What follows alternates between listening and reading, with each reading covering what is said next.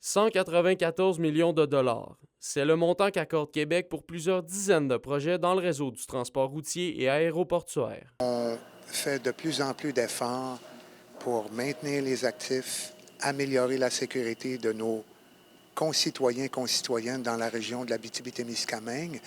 Évidemment, ça permet d'assurer une certaine vitalité socio-économique, il y a des retombées, il y a des emplois qui sont créés. De ce lot, on compte notamment le pavage de voies de contournement et carrefours giratoires de diverses artères de Val-d'Or, la réfection de 12 km de la route 112 à Sainte-Terre, ainsi que la reconstruction d'un ponceau à Sainte-Germaine-Boulay en Abitibi-Ouest. En ce qui a trait à la sécurisation de la route 117, le ministère continue d'identifier les secteurs problématiques. Prenons le cas, par exemple, de Dubuisson. Il y a une école, il y a un dépanneur, il y a une station-service.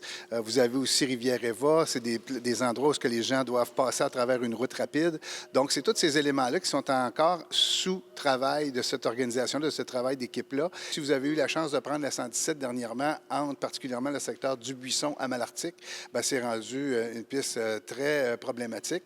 Donc, ou si on peut dire une route très problématique. Donc, il y a quand même des interventions majeures qui vont se faire cette année. Donc, je pense que tous les gens dans le secteur vont être très, très heureux de cet aspect-là parce qu'on vient régler une problématique qui était rendue même très dangereuse, que ce soit lors de tempêtes de pluie ou hivernales. Et qu'en est-il pour la route 111 à Amos, alors que le maire exigeait pas plus tard qu'il y a un mois la réfection rapide de l'entrée sud? Présentement, on a été sensibilisés à la situation. On sait que c'est pas évident pour nos conducteurs.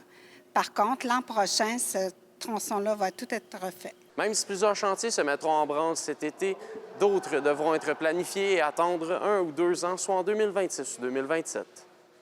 Olivier Morin, RNC Nouvelles, Rouyn-Noranda.